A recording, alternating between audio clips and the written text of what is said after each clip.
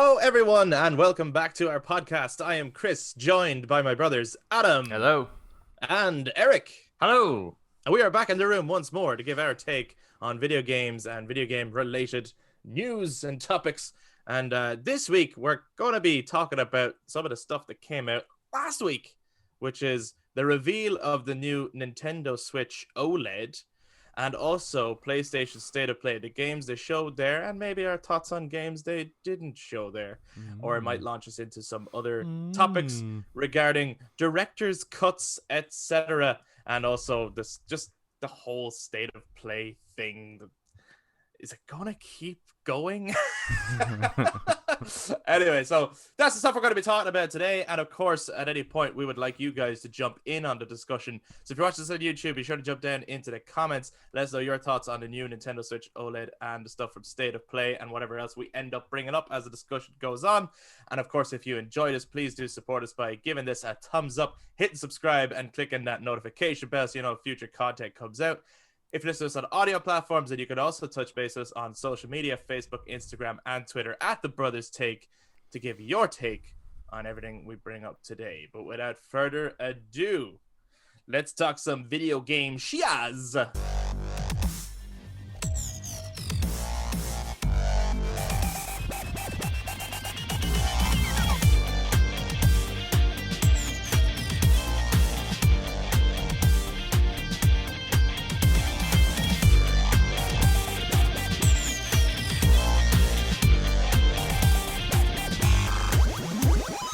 I always Name look of like the I'm episode. really Stop. sunken down in my chair, don't I? You look really down. You look really Oh, like... yeah. yeah. I feel down Yeah. today, Chris. Do you feel down? What's wrong? I Tell just us. need to raise my chair, I think. Yeah, I think that, lift your spirits and raise your chair. I believe that's one of the sermons, isn't it? It's like, to lift your spirits and raise your chair. I think, I do yeah. believe they said that on the day of signing the independence document in Did they? America. Yeah, They yeah. said, you must Thomas lift... Thomas Jefferson said it before signing the document.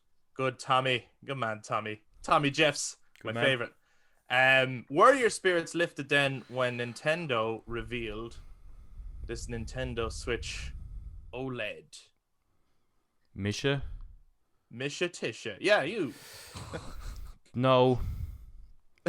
I think... Wait a no. On one hand, it's kind of a relief, and then on the other, it's a bit like it just looks like a missed opportunity. Yeah. I'm very sympathetic towards the people that are, I suppose, bashing it online. I know others are trying to calm everyone down and say, like, you know, the outrage is a bit unnecessary. But it is a bit kind of like when you have someone who's like, I don't play the Switch that much. And that could be down to the fact that it just doesn't perform very well. Because I've noticed with since getting the Series X Xbox, I've been playing it like a lot. Whereas my 1S was just sitting there collecting dust. So, but the performance of it actually does matter. It really impacts your experience with the game. And the games that are kind of constantly coming out now, like Witcher 3 and, you know, those type of titles, just don't hold on the current Switch very well. Like, they're playable, but it's just not an optimal experience that you would prefer to buy those titles on another console. So it just needed that extra little boost. Not necessarily in handheld mode, but I think the dock is a missed opportunity to have this thing that can offer just that extra little boost just to give you better performance. I think what people were really hoping for was some kind of 4K output, which maybe that's a bit much. I don't think it'll be able to do that, but it's certainly to scale a little bit better for higher resolution screens, because the 1080p is just not cutting it these days. So what about you, Eric? What are your thoughts on? I mean, I think what it can do and what they're wanting to do with it, like the crisper, more crispy colors and visuals, the enhanced audio, the kind of the back that comes off and you can put it, like it is better. I would say it's definitely better than the one that me and Adam have, and a lot of other people have. But I think that's kind of an issue in that it's like, because most of the time it's like you have the console, then you get the slim version, and maybe towards the end of it you release the Pro. Right. But they've released the Pro, but everyone else has the other one, and now it's kind of like, why do we get the Pro? Like, it'd be very good for the people who don't have it, and we're thinking, do we get a Switch?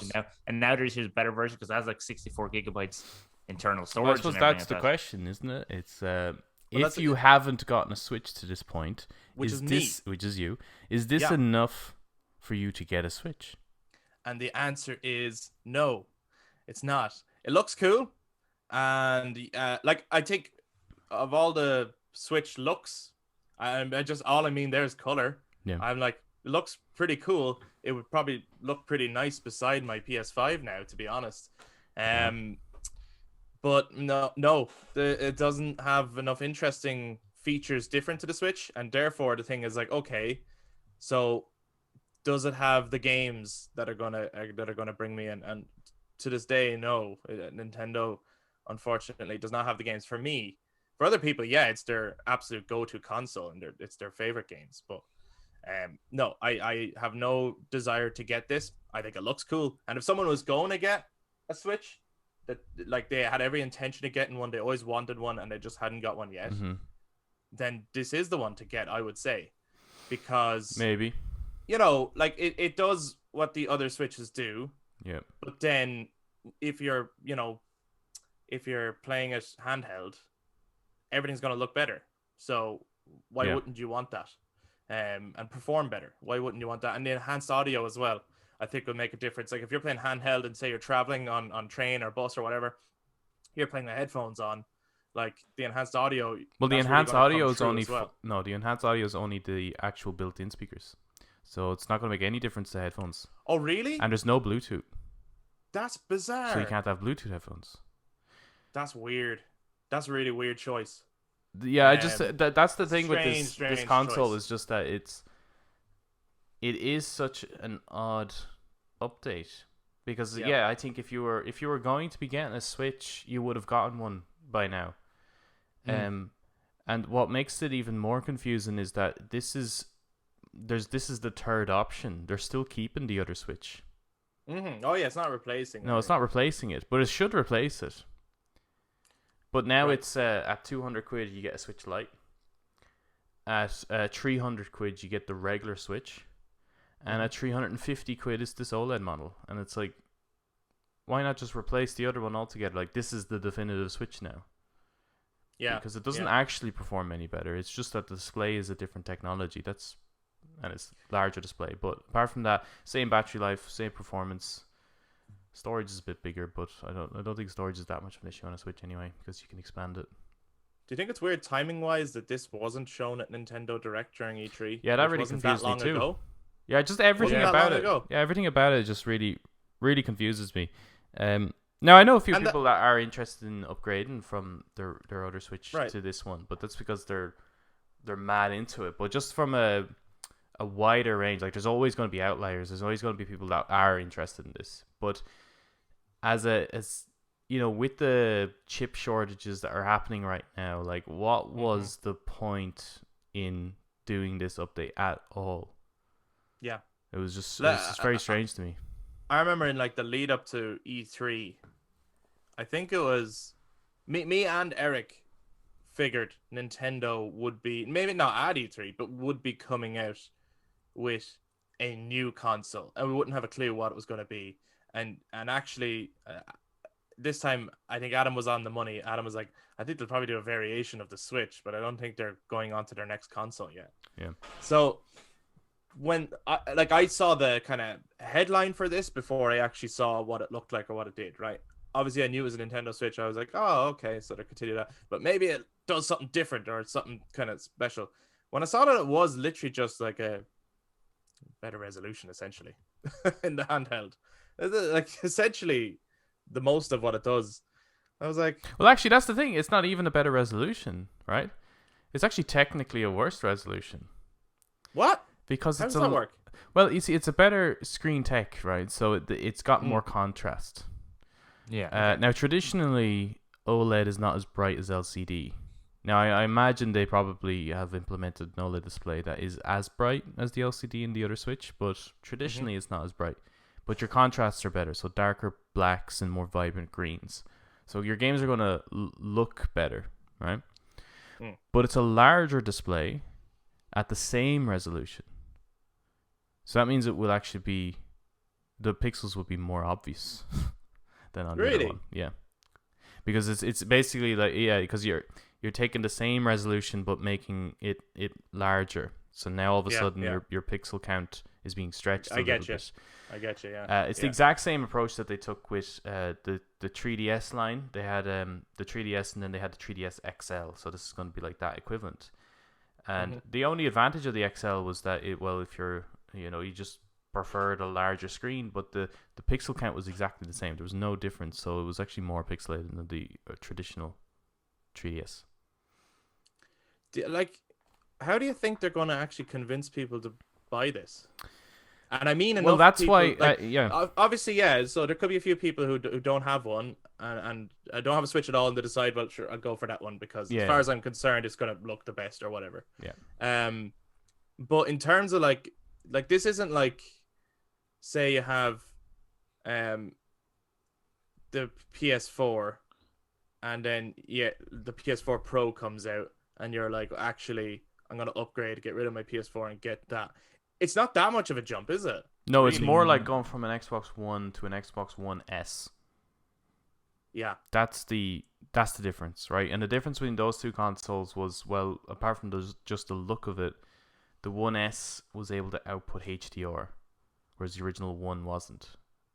But apart from that, the performance is exactly the same. I don't know. This seems like a missed opportunity. And I think that's why there's such an outrage over it online. A lot of people unhappy with it, and then others just writing it off as though this is just childish. Now, maybe the way they're going on is a bit childish, but I think it is a missed opportunity. I think, and I think people were really hoping that they could have a Switch that would be able to play when you look at the likes of The Witcher, for example. The draw distance is so terrible in that on the Switch, and everything is so muddy, and like it's not able to play at the full resolution of the console, for example, right? Yeah. So the console, a handheld, is a 720p system, but it's only able to play games of 480p and stretch it up. Like that's not good. So that's not going to. And I think in a handheld situation, that's fine, whatever, okay.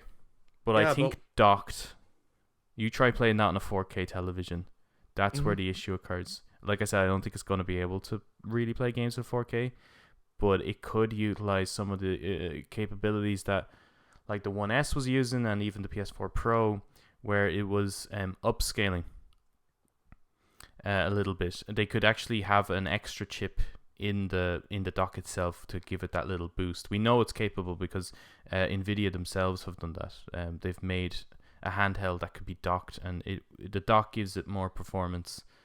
That could make it more expensive, but then that's the point. That's the extra tier. That's the option.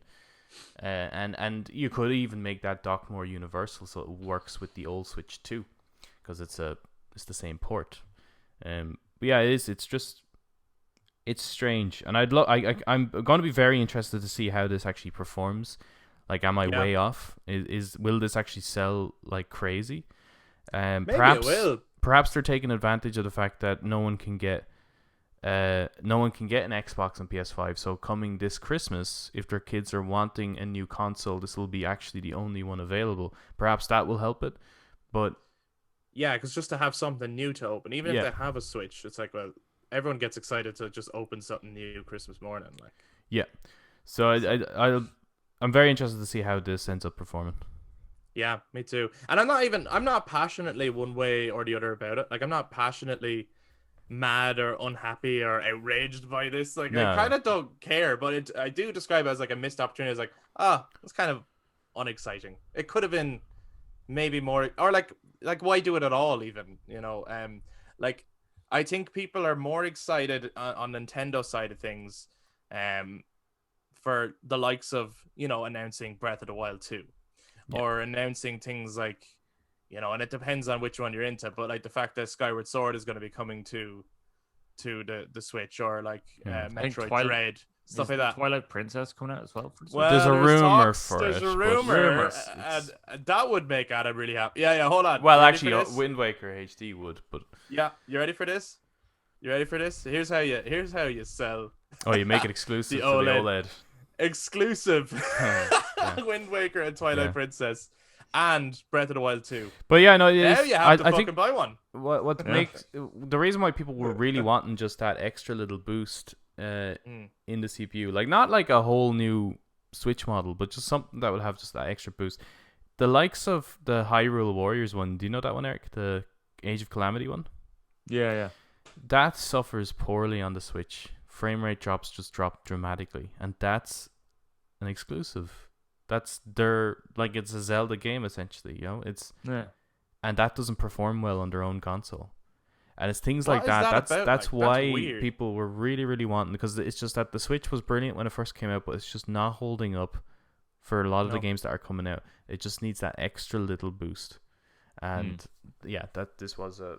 Do you think they expect then that a lot of people who are primarily Switch players, which, you know, there are, like if someone's a big Nintendo fan, like look at it, even on YouTube, the likes of Video Game Donkey is a Nintendo fan, you know? Yep. And there's plenty of people that are.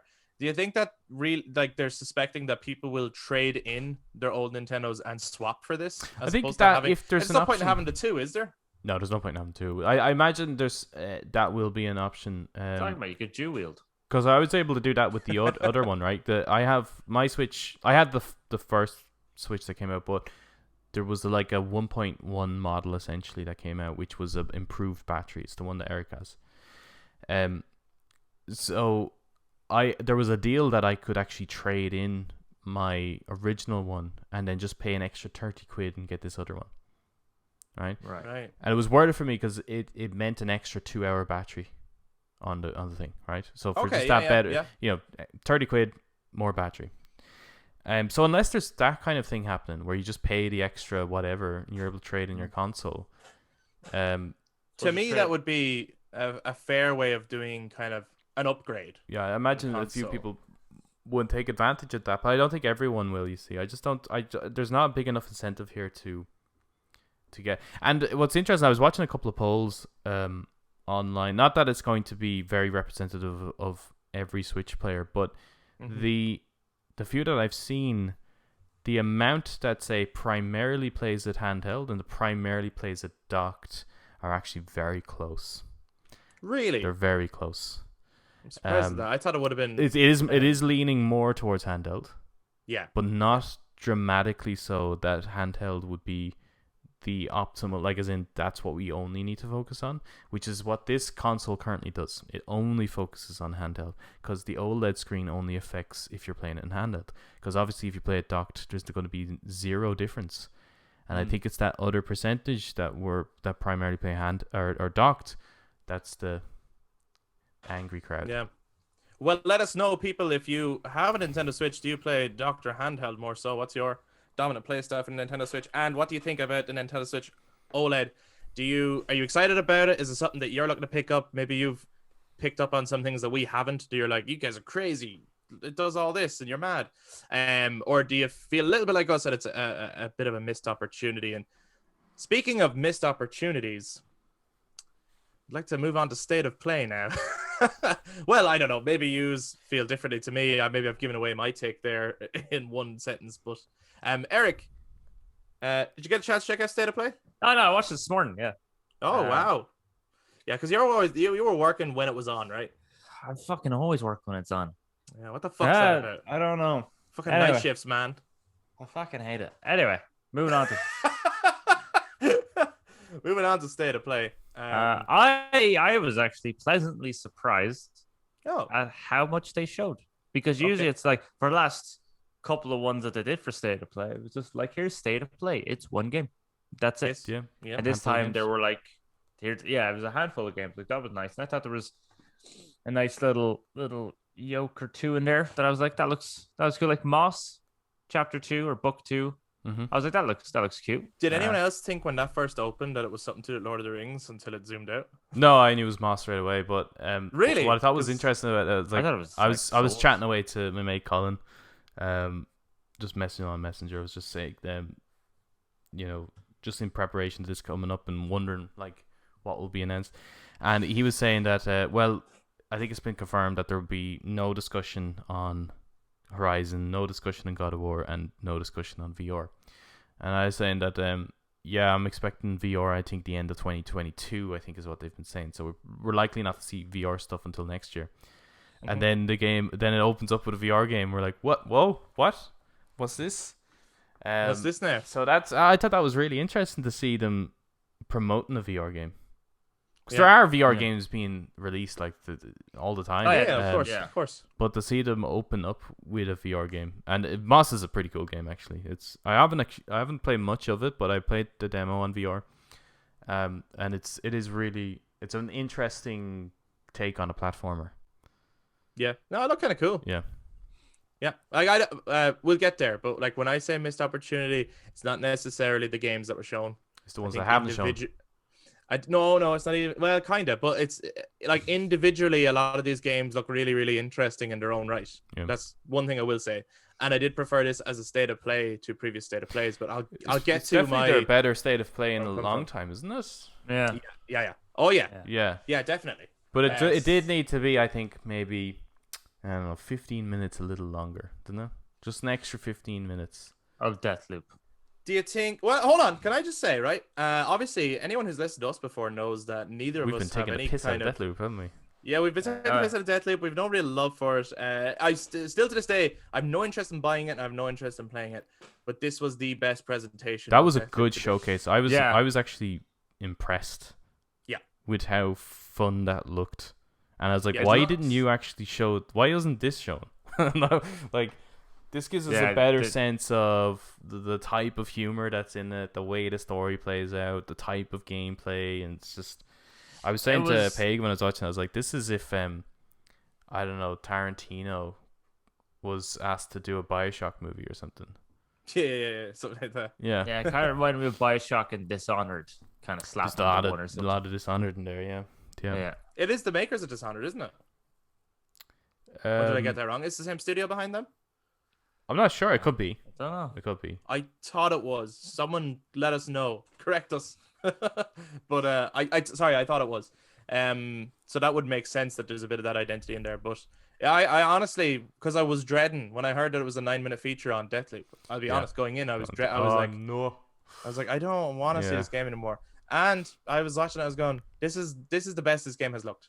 And I was speaking purely objectively because again, this game is not for me. But Yeah, it looked slightly more fun, but the dialogue between him and essentially the other player is just the back and forth between them is just really good. I thought the dialogue in general was pretty funny. Yeah. Throughout it. yeah, I think it's going to be. Yeah, I wouldn't be interested in it myself, but I think I can see this being a very entertaining streaming game. Because I can imagine streamers trying to figure out, like, trying to what's the best run of this, and that's their whole stream. And I can imagine, because it doesn't look like there's much to it, so even if you're chatting to your live chat or whatever, you're not going to be missing much. You're kind of just engaged in the gameplay. So I think for that reason, it's going to kind of blow up a little bit when it comes out. can I put a question to you guys? Yeah. Based on that, and this is what I was saying earlier on, that Thomas State of Play might launch us onto other topics. Do you think that streaming has changed the way games are made? Yeah, probably. Why? I don't think so actually, but go on. You don't think so? Okay, interesting. Yeah. I think in the last couple of years, we've kind of gotten back into games that are easy to jump into. There was a period of time where games were in like early PS4 times. Games were very hard. Like you played them, you cleared them. Like these are amazing, well directed, story told games. But trying to jump back into them was really difficult Okay. because of the onboard. Like it's like they're setting you up for the story. It's like, wow, it's taking its time, which is great. But when you're trying to jump back into the game and you're trying to get all the collectibles or do this particular trophy hunt became very hard. But now they've gotten back into sort of making the games easier to jump back into. Okay. Especially if you look at something like Capcom with Resident Evil have always kept it that it's very easy to jump back into the game. So I think so, because if someone is going to stream a game, I'm not 100% sure unless it's something like God of War or something like that, I don't think everyone is going to be wanting to sit there for whatever amount of minutes staring at The setup. The setup, exactly. They want to see the gameplay. They want to see and then therefore, when you're staring at such a long setup, the streamer can't really talk because it means there's a story happening. Yeah, and the whole point is that the streamer is supposed to be talking. So I think so. Yeah. Yeah, I don't think it's affected all games, but I agree. I think it has changed the way some games are made. I think some games are made with streamers in mind, and I think Deathloop is one of them. Even like putting in certain functions and things, but I think it's made like, it's like, listen, if we make a game that loads of people and loads of big people are going to stream, they're advertising it for us. Like, this is, and not that that's the only reason they make the game. No, yeah. But there could be functions or features with streamers in mind. That's not necessarily a bad thing. In a similar way, like plenty of movies do this, but like the Marvel movies, a lot of them will write moments that are like, if we do this right, this is going to be that moment where someone will compile a fan reaction video to. We're trying to achieve that moment, and they do that. Like if you both Infinity War and Endgame are literally built around getting those big reactions from people, and I think some games are doing the same thing. Yeah, I don't know, just because I think streamers will stream literally anything. And I think people tend not to. There's a difference between watching a streamer and watching a playthrough. A playthrough is just you watching how maybe the person will react to the game, and whatever it is they're playing. And a streamer is, you don't give a fuck what they're playing. You're there to see them. You're to hang out. You're there to hang with the chat, and you're there just because they are entertaining, and they will literally make anything entertaining. And those are the big streamers. Right. It could be just as simple as just we're going to read an article or watch a YouTube video. They don't actually care what they're doing. They're just there to watch the streamer. I think maybe social media and forums and chats have changed how games are designed more so. Oh, take it to a new level. With the whole, the online hub and the social space and the ability to be able to jump in and out, because people's kind of, I suppose, their capacity to pay attention has decreased. They just want things now, and that's that was I suppose the benefits of having SSD is that gets people into the game quicker. Because I've noticed a lot of games, not just there but just throughout, like that tend to rely on this social hub and the ability of emotes and the idea of expressing yourself. And like there was a game announced in State of Play, wasn't there, that has the it's like an online martial arts game. The Hunter Arena. Hunter's Arena, yeah. And it's like, and you can express yourself in any way you want, and it's like showing all the different things, and it's like that's a really specific audience that you're targeting there with this particular feature. And I think that has more of a, how do you get people away from Discord and away from Reddit and enjoy your game?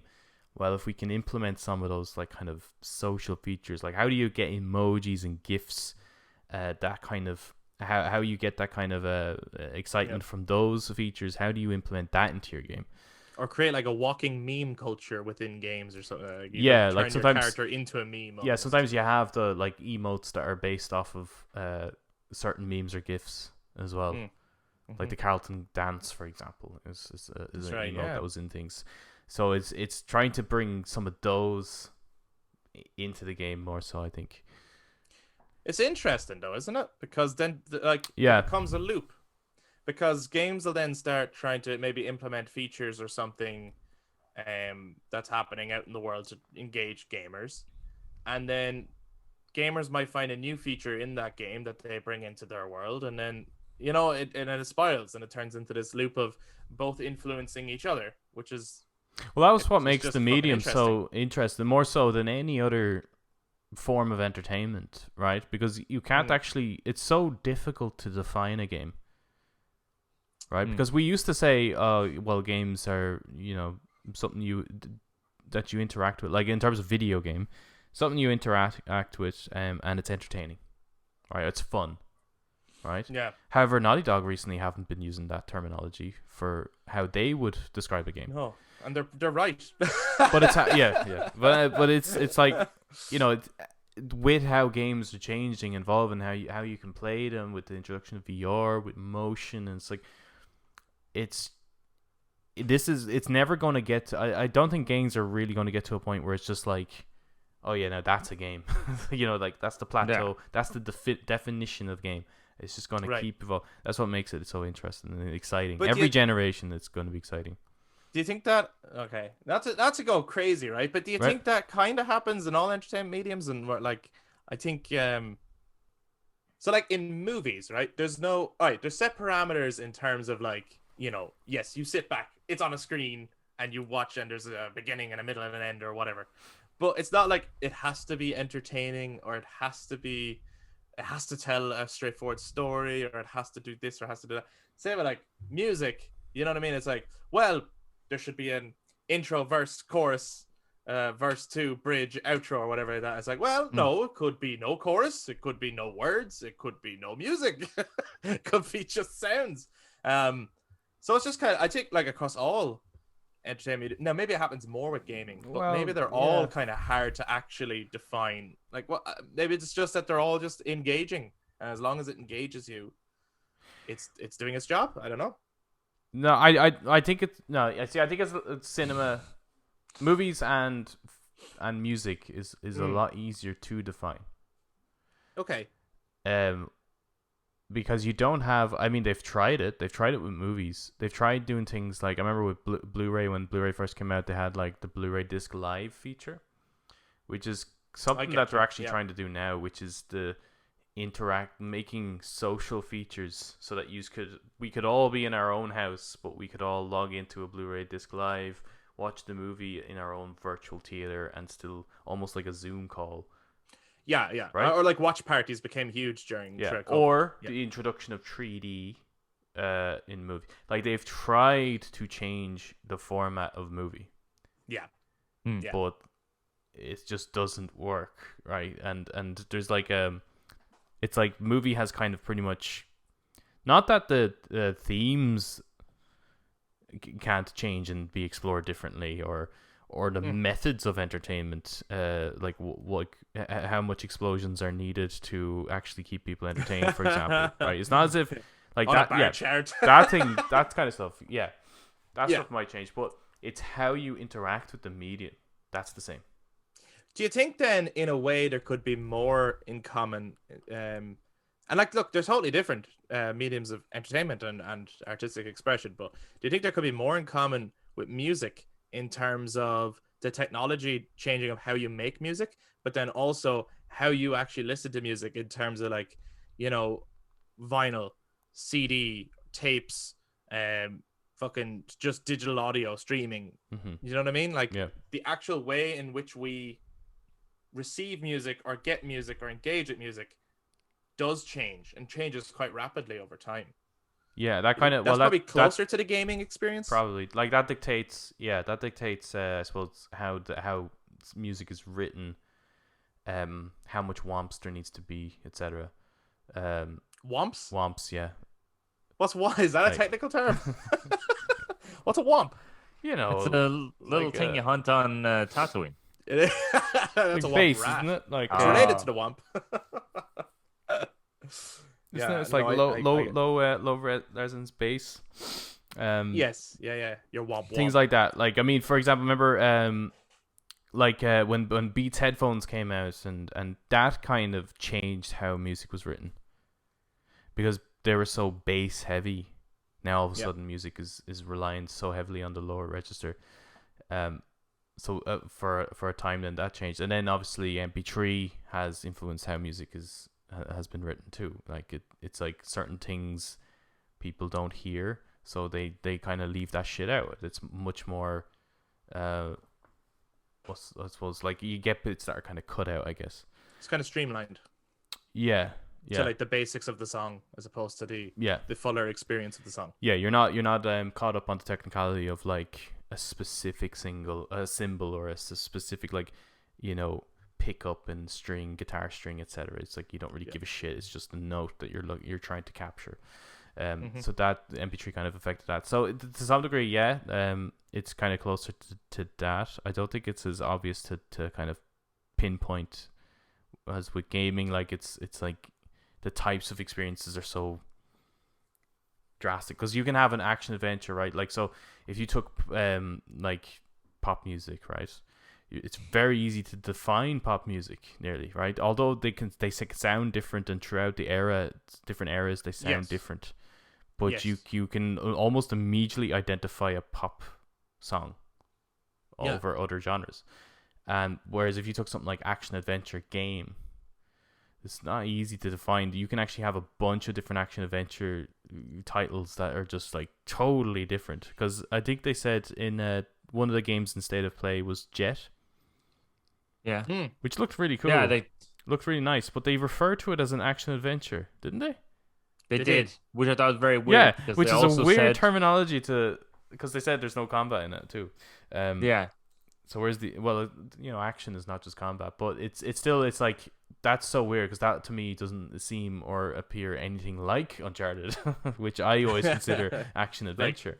And almost like the definitive action adventures, the Uncharted, really, isn't it? Yeah. Which also in that's not that much like Death Stranding. You can probably almost call it an action adventure as well. I mean, he could, but I would call it that more adventure than action. Well, maybe not. Like there's still put it in that genre. All right, so it's adventure action then. Yeah. But that's not like Uncharted, which is not like Jet, which is not like which is not like Devil May Cry, which is not like you know. So they're all very, very different. But if you take a superhero movie, I suppose they're all going to be very much the same format. They're all going to look for the most part. Yeah, some of them will have different colors and but that's about it. Usually, they're all costumed and it's all about virtue and that kind of thing. It's just kind of interesting comparing mediums of entertainment. We're actually, like, obviously this is a gaming podcast primarily, but we're all hugely interested in movies and hugely interested in music as well. We don't read enough though. Probably we should probably read more books. We don't have time. Come on, guys. Come on. I read a lot of comics actually, but not literature much. I used to a lot, but not anymore. What from State of Play then was kind of a standout for you guys, or what really interested you from the most recent State of Play? Two things. Sifu's got to be one of them, right? Well, I mean, obviously, I saw Sifu, I was like, that is good just demonstration of that. Wasn't just making me want it more. Yeah. It's becoming that definitive. That's how you do martial arts in a video game. It's a shame it's been delayed, but it is nice that they do have the date nailed down anyway. You know, it's like, it came with, it's like, this is what the game looks like, this is what the game does, and this is when it is coming out. This is like a more definitive time when it's coming out. And I believe that date as well. I don't believe that it'll get delayed from that date. I believe that date. I mean, yeah. Because sometimes because it looks very finished. I imagine they're just polishing it up, like. Yeah, like it's just that sometimes you get a State of Play it in and something, and then they give you a year, and you go, I don't believe that for a second. You go, that's not even for a moment do I believe that. And then you go, and I also believe that you don't believe that, and I believe you've just put that out to make people buy the PS5 this Christmas. I really do. I think you're fucking straight. I think it's the other way around, though, Chris. Do you? I think said game would have been out. No. It would have been. I really don't. If it was only PS5. Oh, do you think so? Do you think that is what slowed down God of War Ragnarok and Horizon so little about it? And Horizon. Yes. I can't remember where I saw it. There was someone did mention that it was the shift to trying to make some of these games now work on PS4 also has been causing delay because they're finding it difficult to get it to work. Wow. You know what? I can kind of understand doing it with some. Yeah. I'm not sure it's necessary to do it with all of these games. I get it in some ways. You know, you're pumping a lot of money into the game. Mm-hmm. You can't get that many consoles out to everyone. Yeah. You also want to sell as many of these games as possible. Mm-hmm. But as well, yeah, it's a difficult one because you're like, well, where's the incentive for getting the new console? And like that, for me, there is plenty of incentive, just in terms of, I do care about better. yeah, I care about that shit. But some people don't. Some people don't care about that shit. Some people will listen to their music from ripped YouTube tracks. You know what I mean? Yeah. Some people do not want the CD or vinyl quality. Like, they don't care. So that's also there. And sometimes, you know, as a creator or a producer or whatever, you do also have to go, well, look at, we need money. So, you know, they will buy it if we make it available to them. So let's make it available to them. So whether it's the right decision, who knows? But you know, it's certainly an economic one. But yeah, Sifu looks cool. I do still wish the art style. Not crazy on the art style. That's just me, and I do like different art styles. But for this one, I think if it looked a little bit more realistic, I think I'd be into it a little bit more. But the combat looks fucking brilliant. Combat looks really good. Yeah. Last time I saw martial arts that good, I think was like Sleeping Dogs. Sleeping Dogs had really good. Yes. Yeah. That good. Does this look even better? Like, there was some of the shots that they did in it, and I was like, oh shit, you know, like, it really kind of, I was quite excited for the stuff he was doing. That was cool. And it looks like, is it a roguelike then? Every time you die, you get older and you have to do it again? Or? Does it look like that? It does look like that. So as you get older, you get more experienced. I think that's kind of a cool feature, actually. Yeah. But then as well, it means that there's only so many loops until you die, maybe? Yeah, so there is a definitive end. Yeah, it's like you could keep trying, but if you get too old, so you know, you got to find that maybe happy balance of getting experienced but not getting, because maybe as you get older, then like if you reach a certain point, maybe it's like, actually now you're gonna have buffs or debuffs because you're getting older. Like, that could happen. I don't know if it will, but it could be interesting if it's like you have to actually find that really happy balance. It just kind of, I don't know why I get this like John Wick and mixed with the Raid, just kind of slapped in together, and I'm like, yeah, that's class. Certainly in the combat. Oh yeah, it's got a kind of a Jet Li kind of thing to it, doesn't it? A little bit, yeah, a little bit. I mean, like, so Ghost of Tsushima for me was like, this is the pinnacle now of like the samurai game I wanted, because every other one beforehand was just, oh, you want to be a samurai? Well, too bad, you're going to die in 2 seconds. Well, thank you. And now this is like the definitive. Well, probably not. It depends. I'll have to have this team more. But it looks like it's like, if you're wanting to do a martial arts game, like a game, this is the one to look at to try get all the movements and everything correct. Right. Yeah. Yeah, it looks cool. good. I hope it is good. It looks good, but I hope it looks good. That'd be because it looks really, really impressive. My only thing is like how does it feel when you play it? Like, how much of it is in your control and how much of it is like he just goes off and does this shit.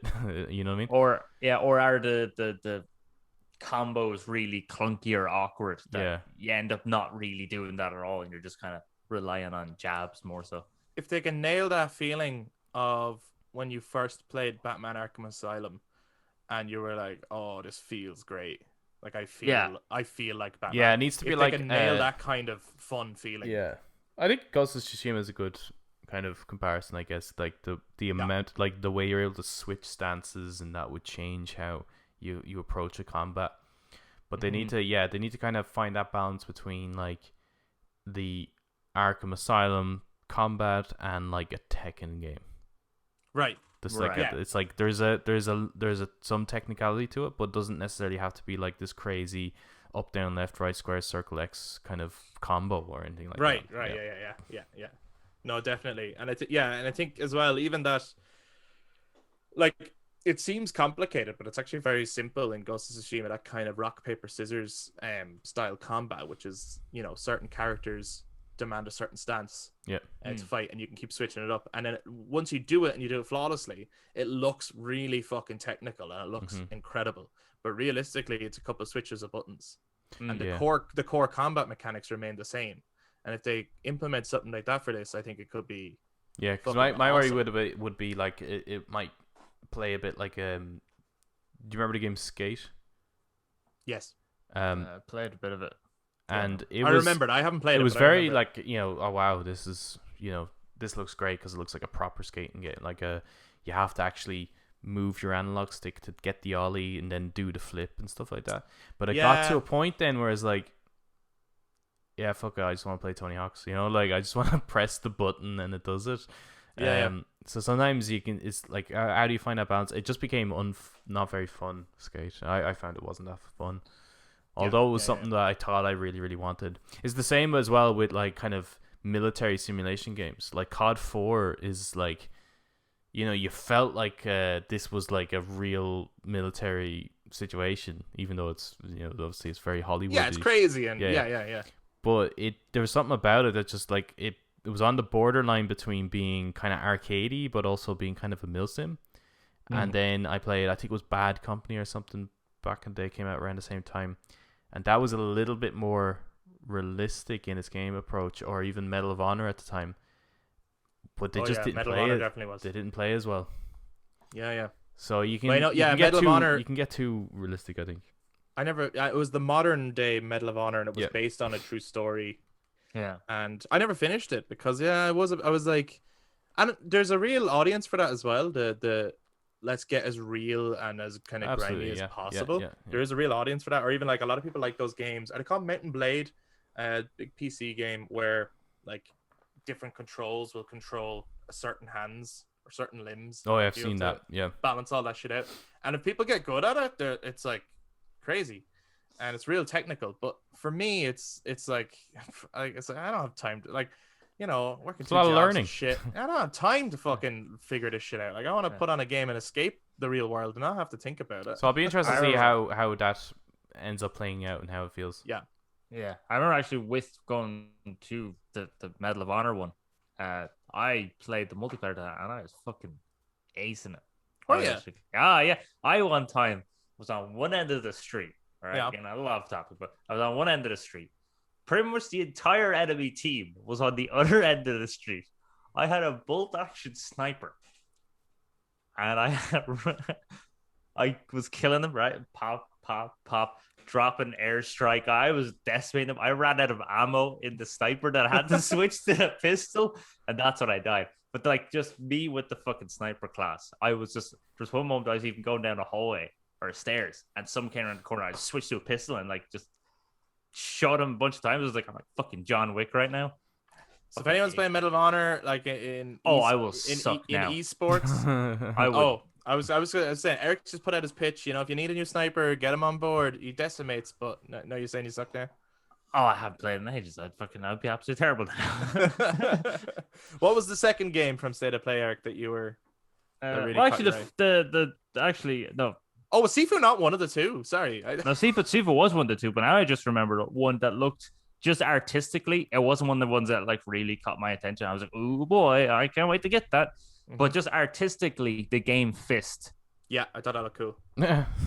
Fist looked cool. I thought that looked cool. Artistically, I wasn't the biggest fan of it being side-scrolling. I thought that should be more of a third-person platformer. Yeah, more like Ratchet and Clank or something, right? Exactly like Ratchet and Clank. I'm on board.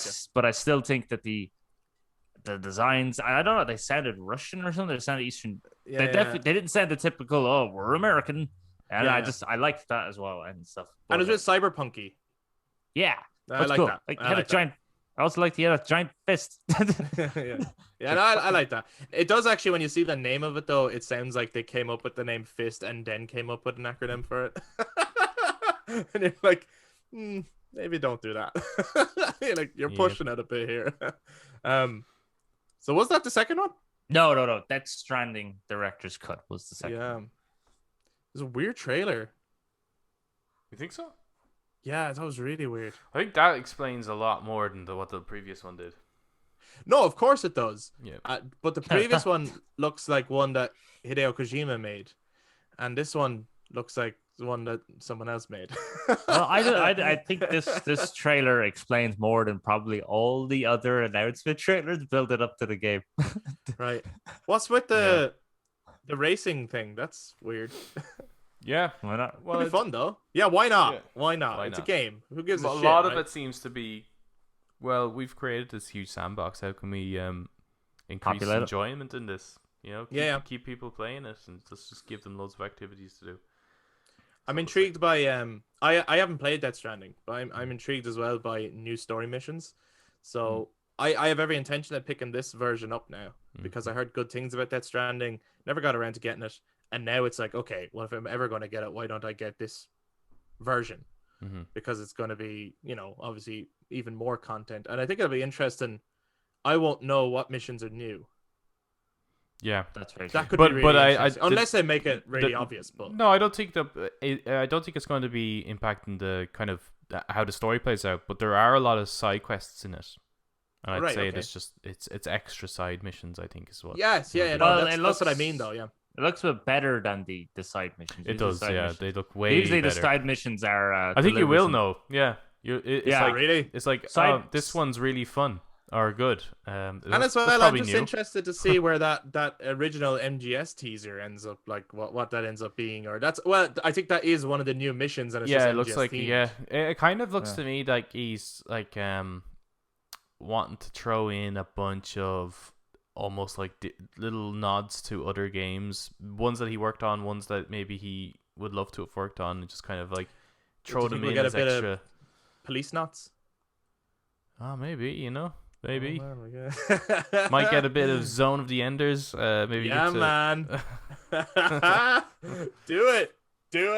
I like the look of the new BTs as well. The BTs look class. Yeah, they look Yeah, the good. That creatures very- look really, really cool. That very hellish looking area as well, where he's fighting like this weird jellyfish thing. It's like, ooh. Yeah. Well, that's How- in the game. Was it? Yeah, Spoiler. that's not. I don't know what's in the game. Oh, I I've just- seen the trailer. I just presumed because it said new enemies and it showed the big whale with the jellyfish thingies. Yeah, that's new, but the other little floating things aren't. That's in the game.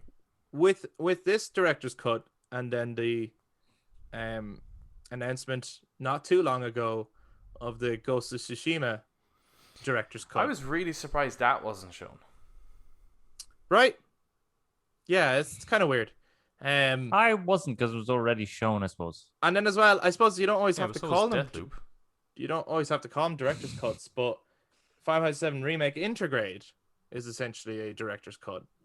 I suppose. And kind if you really want to get into it, every fighting game since, I don't know, whenever they started this trend where it's like, actually, you should wait a year when they release the full the version. Ultimate Edition. And that's a director's cut in a way, I suppose. But yeah, there's is this going to happen now where at some point every game is like, well, if you wait, it'll be spoiled on you online, but you will end up getting the full version a year later. or Well, that's something not like new though, is it? Like, cause I remember, like Rise of the Tomb Raider, for example, Mhm. which was launched Yeah. on Xbox. Good point. And then a year later came the 20th anniversary edition, and it was released on PlayStation as well as Xbox, but it included all the DLC and everything that you get with it. That's right, actually. Didn't Resident Evil 4 have like a The definitive Skyrim director's- Special Edition Yeah, comes with Yeah, everything. true. Yeah. So Um, this isn't new. There was an Oblivion one as well. There's a Fallout one. So there's, yeah, it isn't new. The use of the terminology director's cut is definitely It's new. new. Yeah. It's interesting to me. It's more interesting that Ghost of Tsushima is called director's cut because Yeah. Hideo Kojima calling something the director's cut is like so Kojima. Yeah, That's yeah. not, you know what I mean? Like, because he's No such questions. a Yeah. creative mind. He's a movie director. He's really into as well his own creations. And I suppose he fancies himself a bit like he's inspired by things like He's, Blade the, Runner, he's the director's Stanley cut and Kubrick shit of like that, right? video games, isn't he? Right, yeah. But Ghost of Tsushima director's cut. That's an yeah. interesting title for it, as opposed to, say, if they wanted to call it, Ultimate whatever, Edition. Ultimate Edition or Sensei's cut. Sensei Cut or Kurosawa Cut or whatever they wanted to call it to give it its own little name. Calling it Director's Cut is interesting. Yeah. I wonder if it's like when Kojima did it, it's like that's a Kojima thing to do. With this game doing it, will it start now a trend of other people now calling them Director's Cuts Probably. going forward? Probably. Possibly. Yeah. Do you know what I mean? And it There'll, adds prob- there'll probably be like Last of Us 2 director's cut. I was just about to bring it up. Do you think we'll get a Last of Us Part 2 Director's Cut? What do you think? I don't know if the game needs it. There It is fucking ta- needs there's- it, but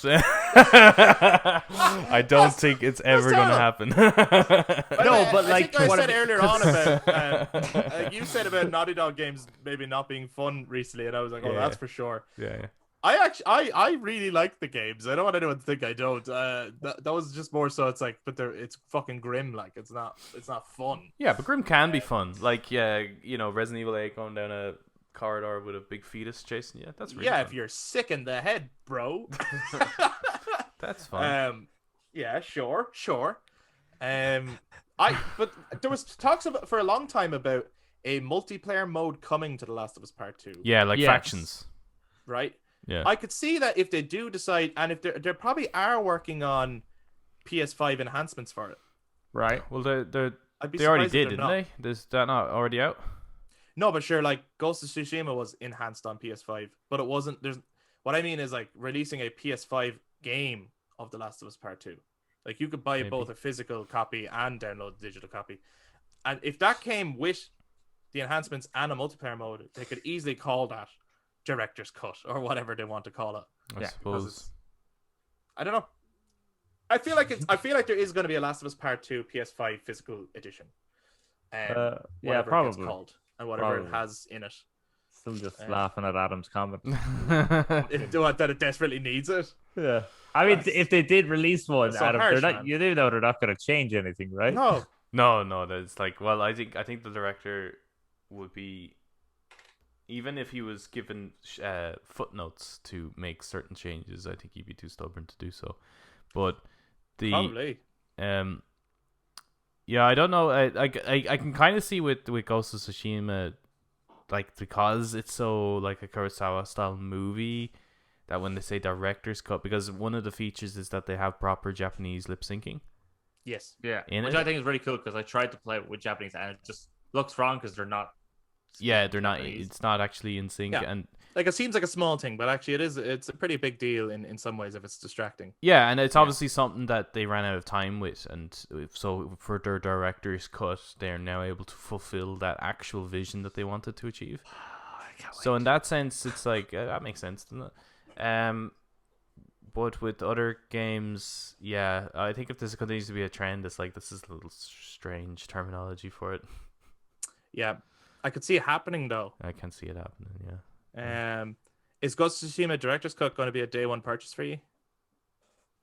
Why not? Yeah. Bring it on. Yeah, I mean, Yeah. it's like, what, You just paid a little extra and you get the upgrade, right? 10 Yeah. quid? I think it's There's 30. a bit of outcry over it. Oh, sorry, yeah, it's 30. 30 for the upgrade for 30 the quid, PS5, yeah. Yeah, there's a bit of an outcry over that. Why? I bet you that expansion with that new island is going to be quite expansive. Well, that's the thing. Because obviously there are PS5 upgrades or Series X upgrades that are free, right? So like Doom Eternal gets a free upgrade. Final Fantasy 7 Remake gets a free upgrade. I can't remember what way Spider-Man worked. I don't know if you own it, do you get the free upgrade, or is that only Yeah, I included? believe so. Yeah. So there are some games that do get you free upgrades, but so I suppose people are looking at these free upgrades wondering, well, they did it, so why can't they? But it's like, yeah, but it's not that. It's like, you're not... intermission was 20 quid. It's not that you got that for free. You're getting extra content. Yeah. It's not just, it's the equivalent of a DLC Yeah, it's like they're including the DLC. with the They're upgrade. packaging the DLC and the PS5 upgrade as one thing. Yeah. Which I'm okay with it because I look, these guys gave us Legends, one of the best online multiplayer modes, for free. They also made like one of the best games of the PS4 era. They Yeah. deserve kudos. You know what I mean? They deserve it. So The I have true no problem. game of the year that year, On robbed purely of a its glory. on purely a technical objective point of view, yeah, I think it should have been, yeah. And actually, if a director's cut of Ghost of Tsushima, right? Could it be a contender for Game of the Year this year? Or Nah, or would it be like wrong to give it to a game where most of its benefits were like up against last year? Yeah, I don't think you can do that because like otherwise, Witcher 3 would have taken the crown every fucking year that released something new. Yes, I get you. Yeah. Oh no, that wasn't Game of the Year for 200 years, but it did get 300 Game of the Year awards. It did. Out there. But what if genuinely Ghost of Tsushima Director's Cut is the best thing out this year? Like, does it not deserve it? I know it's technical, it's difficult. You know what? No, I think while it was my favorite game of last year, it was my Game of the Year last year. I would still the people who released the games this year who worked hard on them, I think they should get a chance. Yeah, They should get a chance. Taken out of the race, they get a chance. That's fucking. Wow, we're so fucking. We come across harsh, like. Yeah. That's hilarious. And is Death Stranding then Director's Cut a day one purchase, or is it just a free upgrade if you already have it? I don't think it's a free upgrade. I think that is 10 quid, which isn't breaking the bank, so that's not too bad. I'm not sure. I think I might. I'm not eager to jump back into Death Stranding as I am with some other games. Yeah. So I might just hold off on that. Until I'm, interested in going back through that game again. I probably will buy it then. Space storage at the moment is sacred, and I'm just thinking about some of the games Sacred coming space. out, and I'm like, fuck me, like things I'm gonna have to delete now just to try and get a bit of room. For a second there, I thought you were talking about a game, Space Storage. Really looking I'm forward really to looking that forward game. to Space Storage. It's gonna be like it's Storage Wars in space. Yeah. This locker. I don't know if it's a day one purchase for me, but I definitely want to get it. Same. I think in a similar way, it might be a great one to get for like next January period or something like that, where like where there's nothing. The start of this year, there was so much time to play and nothing to play, and then everything creeps up in the summer onwards. Yeah, so it would have been a great perfect one to game for the summer, actually, and it was a great game. Well, it came out in 2019. I'm trying to remember. Yeah, there was. Yeah, that's right. There was a lockdown, wasn't there? Was there No, a lockdown? no, there no. wasn't a lockdown. So COVID came in November. The whole COVID story broke out in November of 2019, but I hadn't hit Ireland yet. Yeah. It hit us in March of 2020. I'm trying to think, because I It was remember like just being before Paddy's Day, wasn't it? maybe it was just the yeah. weather was just not nice, but I remember being stuck inside anyway for quite a long period, and it was just such a it was a different experience. To be able to go hiking basically in this fucking game, like it was it's Get outdoors, it is man. Staying beautiful. indoors. Awesome. So it would have been perfect for the summer, actually. Okay. Yeah. What did you then think of State of Play overall? I know earlier on we said it was one of the better ones, but just what were your general impressions by the end of it? Well, I thought it was a great State of Play in comparison to some of the few, but I thought it was a disappointing follow up to E3. As Sony's kind of their input around this summer of gaming kind of thing, I don't understand what happened to Sony's kind of ability to have a spectacle and really wow us with their. I don't think we're ever going to get that Final Fantasy VII remake E3 experience ever again, and that's sad. That is sad because I think that's one even of the greatest moments because in the history I think of my life. Yeah, because I think even if they showed the part 2 of Final Fantasy VII remake during one of these State of Plays, I don't think it's going to be as magical as the E3 style presentation. But what about an E3 presentation from Metal Gear Solid 1 remake? Yeah, if they did it at E3, but it's just the State of Play format. Yeah, I just think it's really underwhelming. Yeah, it is a bit underwhelming. It's like watching a fucking YouTube playlist or something. Oh, well, it's kind of like the if you watch PlayStation Grenade or something like that, and like this is the games next month for PlayStation Plus. Yeah. Yeah, Yeah. no, it's exactly like that. This is exactly why I said it feels like another missed opportunity. It's not that there was anything wrong with what they showed at this state of play. No. Pretty good actually. But as the next thing from Sony or the next thing from PlayStation after E3, where Xbox fucking killed it, and Yeah. I now want an Xbox Series X because they're like, look at all these games, and if you just have one of these and you pay Game Pass, you can play all of them, right? And they understand that it's like we are just selling you Game Pass. That's what we're selling you by saying, look how much fucking games we can give you. I was like, PlayStation, you gotta come out with fucking something soon after E3 that's gonna like just fucking blow our minds. And this was just some run of the mill state of play. And even after Deathloop, I was like, just finish on one little, even a teaser, something that's gonna make it, the same as like that state of play where they did announce God of War Ragnarok, and it was just the logo. Yeah, it's a bit weird that there's nothing send for the it. world crazy, right? Hmm. Anything at all to just fucking have us fucking excited. Because here's the other thing: that state of play was fine if you have a PS5. But there's no reason in that to buy one. No, yeah, Not I can imagine one of after those that. games is a PS5 seller. Yeah, I can imagine after this, the whole summer of gaming showcases that Microsoft will be taking some pre-orders for sure.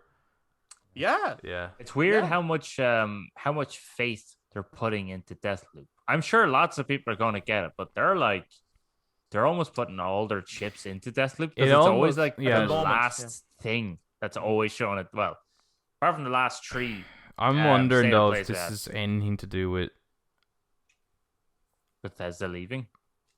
Well, the fact that this is technically now a Microsoft Studio game on PlayStation, I'm just wondering if they're just kind of really twisting that knife a little bit just to kind of, because now they have to work on that and they have to market it and they have to do this and they have to do that. Like, if they keep showing the fucking thing, like, not that I don't think it's going to really affect Microsoft in any way, no, but because I'm they're just still making the money from selling it. I'm just wondering if they're if Sony are just really wanting to I don't think so. show that it's going to perform really, really well or something. You know what I mean? Yeah, possibly, but I think also it's their way of saying like, look at we still have this. They haven't taken this. Like, we still have it. Don't worry. Well, that's it's what I still mean. A PS5 exclusive. Yeah. But I don't think it's a thing of like, haha, like twisting a knife or something. I think it's more just like like, please don't fresh anything that anything that we promised we still have. More so. Yeah, but I'm wondering if Um, it's just kind of like if this performs incredibly well with all their marketing, it's like almost like a show, like a proof of concept to say, so like that next Elder Scrolls or whatever, could you like please maybe bring that to our console at some point? That'd be cool. Yeah, I think Elder Scrolls might be. I don't. I think it's 100% Xbox exclusive. I think they should make it Xbox exclusive. I think it's going Well, to maybe be. should is the wrong word, but I think like, if you just want to based talk on business, based on how they were talking, it sounds like it's absolutely going to be. but if you were, let's say, right, you're hired by Xbox and you get to make the kind of creative decisions, right? That's your job now. So forget about like what you think is, you have a background of growing up with PlayStation and you're like, oh, I have a soft spot for the PlayStation, but forget about that. You work for Xbox. Yeah. And they're like, we want you to make the decisions now on what happens in these games. Wouldn't you make Elder Scrolls 6 an Xbox exclusive? I don't know. Like, I would well, make not- Fallout. and PC as well. I would make Fallout an exclusive for sure. I'm not sure about Elder Scrolls just because it would really depend on the That's that soft spot in you, man. no, it's the install base. Like, how many consoles can we actually sell? How many people can Right. we get onto Game Pass? If by the time that comes out, I mean, they haven't even started that game, to be honest. But by the time that game comes out, what's the the share of like how many people have a Series X? How many people are actually gaming on a PC using Game Pass? If that install base is big enough, then yeah, let's make it an exclusive because it will just increase the amount of Game Pass subscriptions. But if that's not increasing, and if for some reason Sony comes out with their version of a Game Pass or improves PlayStation Now to be comparable, then I might be thinking a little differently about how I might distribute that one particular game. I think the Wolfensteins and the Dooms I might make exclusive to the Xbox because I think they're a good fit for that platform. But something as large as the Elder Scrolls, it's such a huge reach, that franchise. I'm just not sure, especially with now, like Elder Scrolls Online is still on PlayStation and it will continue to be on PlayStation. So there's already a massive install base hungry for the next one that I would probably try to distribute that everywhere if I could. But are they so hungry that they're gonna buy that Xbox to play it? Maybe. You know what I Maybe. mean? I would. So, yeah. You have me, and I've been a PlayStation fan my whole life. I know, but I'm thinking more about the other markets where PlayStation dominates. In Europe, for example, I think PlayStation is dominates quite a bit. Japan, for sure, PlayStation dominates. Only recently, Microsoft were selling and starting to sell in China, but PlayStation has been available in China, I think, for a while. They're also trying to improve relationships in South America, Brazil, and things like that. So it depends on the landscape, because that's one thing, that's an area that Microsoft needs to improve. Like in the US and stuff like that, and a bit in Europe, Xbox is actually quite a large brand. It's a well-known brand, but worldwide, PlayStation is. So if they're able to improve their relations internationally, then it might be a different landscape, and I might want to release it only on Xbox. But until then, I think it should be multi-platform. They could just bro force it, you know. Bro force it? What do you mean? Yeah, just fly into a country and be like, fucking carpet bombed every country with an Xbox. It's this country doesn't have an Xbox. We wanted food.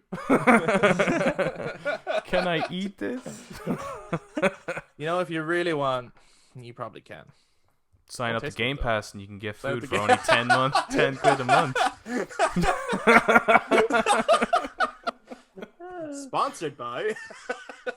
Oh my god. Okay, so I echo the thoughts that have come up. State of play.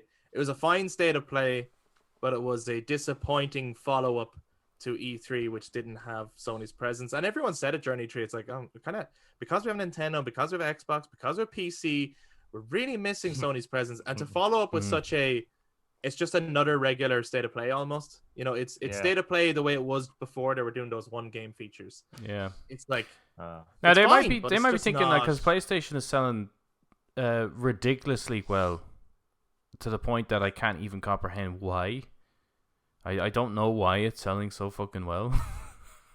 It's a fine console, but it's like, okay, but why are you buying it though? Like, what's the game? And they're probably because these are just leaving the warehouse just constantly. They're selling so much of these things that they're just like, you don't have to bother.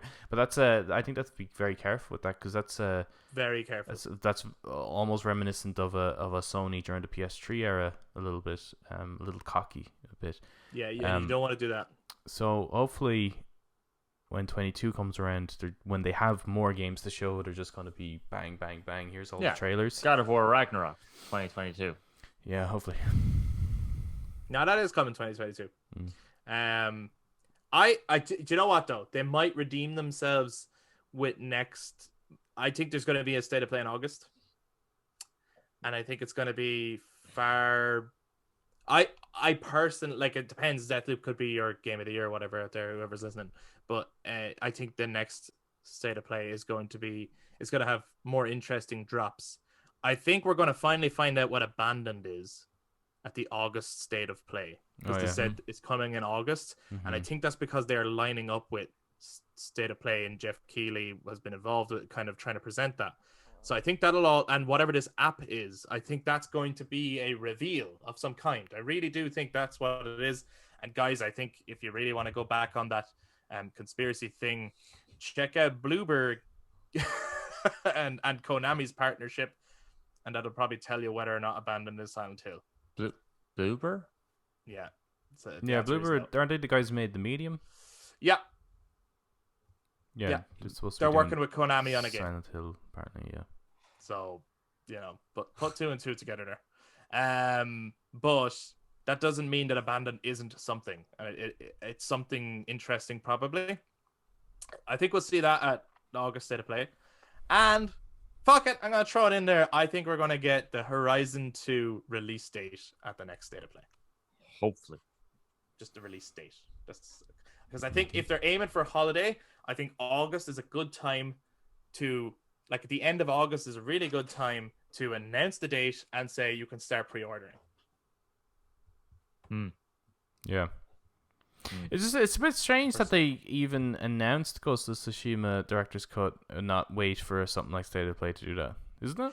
But they do this all the time. They do this every time there's a State of Play. You go, why wasn't that a State of Play? Like, it was the same thing. Do you remember they did the one and I believe Fantasy Intermission, wasn't it? That wasn't that State of Play. That was just their own thing, and then they did State of Play like a couple of days after. Yeah, and remember that game we were looking at? Oh, what was it called? And it had been started originally by one Chinese developer, and then it turned into a big team. And it became a Sony exclusive. Was it Lost Soul Aside or something? Was that? Yeah, and they put out a big feature on YouTube, and then like a couple of days later was State of Play, and you're like, why wasn't that feature just at State of Play? Like, why? Like, who is scheduling this stuff? I don't know. Why isn't that being communicated? And what's State of Play for? Because like sometimes. Why is the point in State of Play? Sometimes you even know exactly what's going to be shown, what's not going to be shown.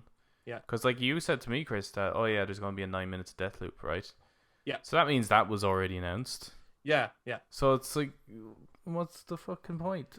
But the thing is, I always wonder as well. So they announced what they're going to kind of mainly focus on. They did the same thing with Ratchet and Clank and the same thing with Horizon. So I suppose if you're fans of those, then you want to check in, and if you're not, maybe you're like, it's not for me. Right. But with this one in particular, it was like there's going to be a 9 minute feature on Deathloop, and then there's going to be some surprises, right? Yeah. When you hear shit like that, you're like, oh, there could be a really good reveal then in here. That's like, you get your look at a game that's coming up really soon. Yeah. So that you're going to pick up, and then you get something to think about and talk about that's like further down the pipeline. I think there should be more of that, to be honest. I think there should be more little nuggets, or But anyway, that's just my thinking. Yeah, they always seem to show the best stuff before the State of Play. It's weird. It's really weird. Like Ghost of Tsushima Director's Cut would have been and it really wasn't that long ago to reveal that. State of Play would have been a perfect place to show that off. Because as well, it's a PS5 exclusive. Most of those indie games are not exclusives. They're third-party games. They're not exclusive to the PlayStation. So why are they being shown at State of Play? When you think about it, not that there's anything wrong with showing them at State of Play, but I think there was only one game in there, maybe two. No, sorry, definitely two. That are PS5 exclusive. The rest of them, I'm not sure.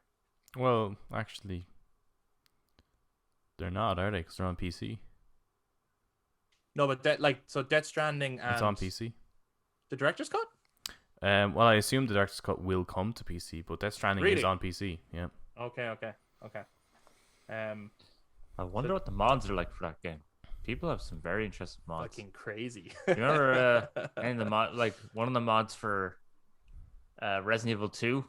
Well, instead of Mr. X, it was Thomas the Tank Engine. Yeah. When he would burst through the door, it was the Thomas Tank Engine music would play instead of that's so weird. I don't know, it was actually creepier. It was just of course that's creepier. That's fucking terrifying.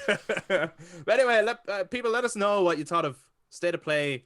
And just State of Play in general, like maybe you really like the format of like monthly getting these like segments or whatever. I think I would personally prefer one big hour-and-a-half featurette, much like Microsoft at E3 or something. Yeah, like that. definitely. Yeah, like maybe or an hour long, but quarterly or something like that. Don't even need them that often, but just full of really, really big announcements or something like that. But let us know what you thought, and let us know which games you're most looking forward to that were shown at State of Play, or what games weren't shown at it that you are still looking forward to. Before we finish up today, then, what are people playing at the moment? What are you guys playing? Everything. At the moment, I've been playing recently. Everything in it, yeah, because you've got the Xbox Series X, so you've got Game Pass. Adam, take us through some of the games you're playing at the moment, and then I'll come to Eric. I've been trying The great thing about it is that you can just jump into a game and you don't feel guilty about having to try to complete it. Alright, so if you're not feeling it, you just leave. So one of the ones I tried out was Jedi Fallen Order, because I never played that when it first came out. And you love it, and you're like, this is the perfect Star Wars game. Everyone was right. They've taken Star Wars in the direction I always wanted. Isn't that right, Adam? So the traversal is pretty good. It sounds like you're like, I'm being really careful now because Star Wars fans are so passionate. Well, people were passionate about this game, thinking it should have won Game of the Year. Fucking definitely didn't deserve that. Like, I'm pretty shocked by how poor it performs. It's very glitchy. It's probably the most unresponsive like kind of action game I've ever played. The combat is brutal. It's horrible. It's very challenging, but not in a good way. It's more like I was actually saying this to Eric yesterday. It was like it's almost like I press the button and then he does the animation. Right. It's like not so synced. I press forward and then he runs. Right. And there's a perfect moment in the game that kind of like I thought it was going kind of crazy, and I thought it was like it's this controller lag, and it's like it was not happening on any other game, and but there's the probe droids. They do this little kind of flash before they shoot at you, like this little before it's like an indicator. A red indicator, right? So I'm like, okay, so that's the indicator that he's going to shoot at me. I see the laser coming at me, and then I go press block, right? And like to bounce it back. And I keep getting hit. All the time. I'm like, what the fuck is going on? I can see it, and I'm pressing it as it's getting near to me. What's happening here, right? You're supposed to press block when you see the flash. So you see the flash, you press block, it fires, then he blocks. Yeah, obviously. That's not in sync with me as a gamer. It's like, this is fucking... So I couldn't believe maybe I don't know. I don't think it's as good as everyone was making it to be. So I hopped out. But the exploration is good. I think the map design is amazing in it, and like going back once you unlock stuff. It's a bit like God of War that way. Yeah. But I dropped out of that. Another game I was trying a few actually. I was given the Doom Eternal's update a go just to see how that looks. Is it looking good? Oh, so good. So good. So metal. Yeah. Sea of Thieves. I'm playing a lot of Sea of Thieves. That's an amazing game. That is so good. Are you looking forward to the Pirates of the Caribbean? It's in it, right? That's already out. It's there already? It's out already, but I haven't gotten a chance to play it yet. I was playing a little bit with Brian, and I was playing a bit with Pagan. Well, there's two shout outs. Check up the Ready Up podcast, guys, and check out the Replayer podcast, guys. Yeah. So we were just playing a little bit, not together. It was like separate occasions, playing with Brian at one point and playing with Pagan at another point. But it's such an easy game. Like, it's such easy to jump in, right? Like, I did the tutorial, but like when Pagan was playing with me, she didn't need to do the tutorial. I just said, like, let's just go and I'll just tell you the controls and we'll get on with it. Yeah. There's unlockables like weapons and stuff like that, but they don't make you better. They're just cosmetic. So the weapons you start off with are the weapons that you'll have forever. So you have to be really, really clever about your like the techniques in the game, as opposed to I need to unlock the best equipment ever. But we've had some fucking crazy adventures. Like with Brian, we went to do this like tale where we have to go get this treasure at this specific island. But when you're going on like these cruises on your ship, there's no waypoints, right? You have like the quests are a bit like when you hold up the map, they're like a drawing of an island with an X marks the spot on it. It's a bit like Red Dead Redemption, if you remember those. Right. Yes. So now you have to go to the map and try find like something that resembles this, and you mark it. But there's no like, okay, now you need to go this way. You actually need to look at the coordinates and navigate with your compass. Jesus Christ. And on the way, there can be some crazy shit. There could be other players who decide they're going to try and kill you. there can be skeleton ships that come up out of the ocean like Davy Jones and start attacking you. We got attacked by 2 megalodons on the way. Like, it's just fucking bonkers. Does it feel like a really good pirate game? Yeah, but like and not a pirate simulator, but no, more like it's a Pirates of the Caribbean style, like just like a Disney ride almost. Yeah, it's exactly like that. Like we had one on that actual treasure hunt. We were like going around this island. It's one of the first tales you can do in it, and it's like you need to find a specific spot, and sometimes it'll be like, oh, you need to play a certain tune, and then it'll like reveal itself to you. So you have all these little kind of shanty instruments, so you start playing them, and then it just starts to open. You go in, and it's like there's 3 missing medallions, so we need to find the medallions. So we go off looking for them, come back, place them in, and then all of a sudden the room starts filling with water, and you're looking in your journal, and it looks like Nathan Drake's journal a little bit. There's like 3 or 4 pillars, and you need to get the right patterns on them. And we're like trying to figure this out. We're like, oh, what's the fucking combo or whatever? And it was like, it got to a point where Brian actually drowned in the game. And when you die, actually, the nice thing about it is there's not much of a penalty for dying, right? You can respawn at a certain point. But he's sent to the ferryman's ship. So he's on that until he respawns. Wow. And so I'm stuck in here on my own. And I've got maybe a headspace of room left. Right, and it's the last combination, and I just I feel like I figure it out, so I start diving, and it's like diving for quite a while. I'm starting to run out of breath, and I get the 4 pillars, and then the place just like all the water disperses, the treasure is finally revealed, and I go back, and he's now back on the ship, and we return back to the outpost and cash it in. It's like it's so fucking fun. Man, it sounds fun. Yeah. You talking about it sounds fun. Yeah, I'm kind of raging. So when I have an Xbox, I'll play it. I'm raging that the 2 of you don't have it, actually, because like I'm going to get one. It's definitely worth jumping in, because it's so I'll ridiculous. put it on the Christmas list. Yeah, you can fuck off. Because you can do some like you can do some crazy shit in it. Like I've seen one person because you can actually go to the tavern in it, and you can drink ale and get pissed, and the controls are a lot like, in GTA 4 when you get drunk. Yes, yeah, it's a lot like that. You're kind of all over the place, yeah. But if you have too much, you start vomiting everywhere. Well, there's like a technique that certain people do, is that if you eat uncooked food in the game, you get sick, right? Yeah. So some people like will have that stock, right? And if they're being attacked by someone, like another player, they will quickly eat the food. Yeah. Take out their bucket, get sick. They get sick into the bucket then, and they just throw it on another player. And it's a bit like, in Mario Kart where you get the oil on your screen. It's like that, so it blinds the other player, so they can't fucking see, and then they can kill him. Like, you can do some really clever shit in it. Yeah. But it's so really basic. creative with it. It's very basic, so you kind of have to think about like what you can do with what you have. In that way, it sounds a bit like take a shot, Skyrim. But like, because you could in Skyrim decide, it's like, okay, I'm gonna do this and I'm gonna do that. I'm gonna, you can kind of you can follow the quests, or you can make your own adventures too, and you can kind of decide. Well, this is 100% making your own adventures. There isn't much, like, even the actual tales that's in it. Like there's no real story, so to speak. It's just you just kind of go, what will we do today? And if you have a big crew, a bunch of you can actually end up going off getting your own quests, and there's a table on your ship. And you can all vote for which one you're going to do first or whatever.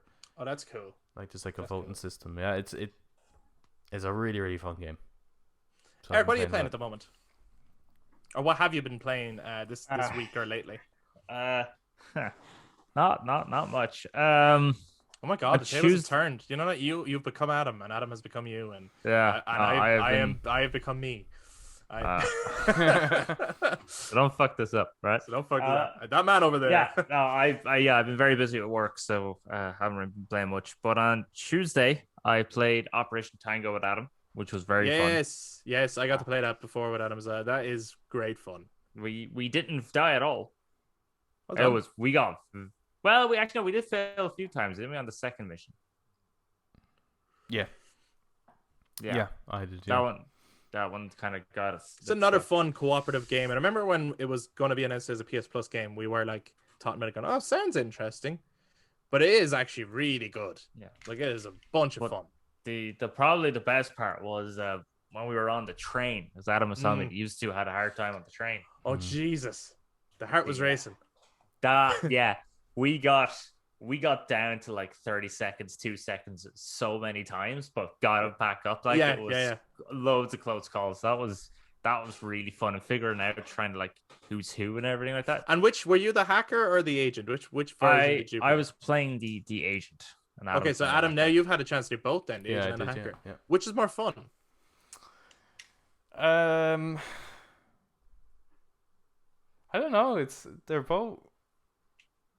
Maybe the agent, I think. Okay, just because you get to move around the actual space. Yeah, you're seeing a lot more. Sometimes you're doing a little bit of like, I need to send you the information as the hacker and stuff like that. Whereas as the hacker, you're kind of just in this limbo-y space waiting for information. Yeah, I do like that though, because it sounded like the work was all going to be on just one character and the other person would just. I like that at different points it swaps between the two, and it's like, okay, I need you to get that. Okay, I got that. Now I need you to tell me what you can see, and I think it's a really cool feature and function. And some of the stuff, like I love the on the train, the key, for example, because it's like I remember Kris trying to explain to me. It's like, all right, it looks like a P. They all look like P's. And yeah, because I can't see what you can see. Well, it's got like a little triangle at the bottom. They all have little triangles at the bottom. And you're like, okay. There's a line in the middle. Say about it? There's a line in the middle. Yeah. They all have lines in the middle. Like, I don't know what you can see. Yeah. I think when Adam was explaining that to me, like I went over, like I looked at it, I was like, oh, I've got the key, and then he started explaining more different. Oh, wrong key. I had to show that key away. Right. And I picked up and went, who designed this fucking train and all these different keys? They only need one. What else are you playing at the moment, Eric? Or else have you played? And then the only other day I had off, I played Plague Tale, the PS5 the PS5 version. How is it so far? I haven't jumped back into it just yet. At least I'm pretty sure it's a PS5 version. I got it off the PlayStation Plus. I'm assuming it's the PS5 version. Yeah, that's the one. Yeah. Yeah. Okay. I mean, it's a Plague Tale. The music's fantastic. Is there visually and performance wise much of a difference? It's been a very long time since I played the PS4, so I can't really remember. Okay. if there is. I think there is. I think on the faces.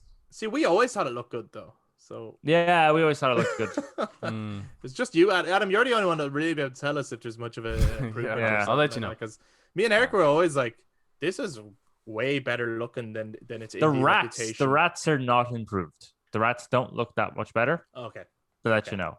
But no, everything else kind of looks, I think, maybe slightly better light. It's very hard to tell because the game is very cloudy and dull. So it's like really hard. I'm just wondering, like, if the aliasing is better on the edge of characters and things like that. So I haven't. Yeah, it looked so. Yeah, I mean Hugo and Hugo and Amicia, there kind of seems to be a bit more better detail on their faces. Okay, more so than everyone else. Cool, like, yeah, they seem to be improved. That other than that, I've just been watching stuff on Netflix. Cool. I'm looking forward to jumping back into a Plague Tale once I finish. I'm still have to finish Final Fantasy VII Remake Intergrade, but I'm quite close to the end now, and I think I'm getting close to that Vice fight. So I'm looking forward to seeing how that plays out. Because I decided to play the whole thing through, so I'm looking forward to seeing the interaction between Cloud and Vice, because that's something that's never happened before. So that should be fun. And look, it's as fun as it's always been, and it looks great. Taking a couple of screenshots as I went along. That looks fantastic.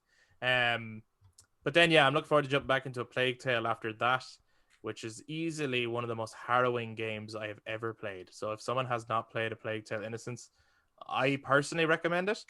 The combat's not very good, but the experience is rough. And I mean that in kind of a good and engaging way. I found it. Yeah, again, I wouldn't use the word fun, but it is easily one of the most harrowing games I have ever played.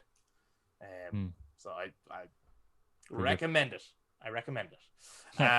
If you're into harrowing games, if you're into that might sound like you're like look, that's exactly it, right? If you like the sound of that, then it's for you, and if you don't like the sound of that, then obviously it's not for you.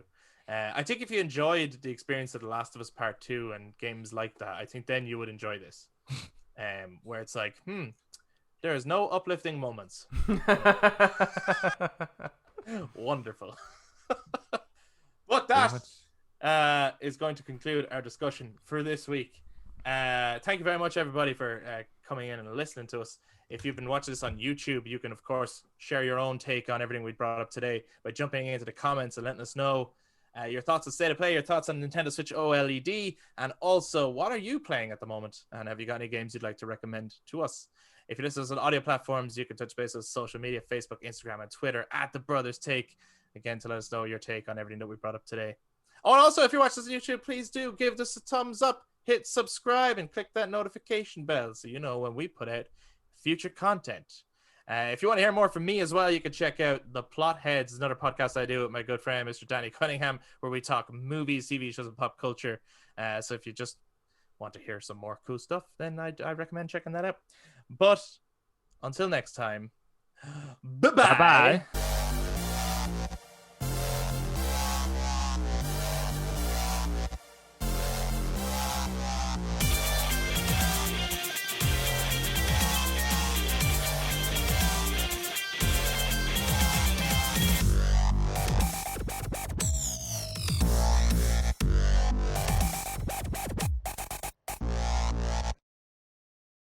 I missed it.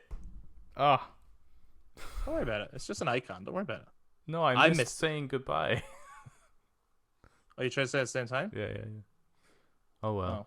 Say it now. Bye. That was beautiful.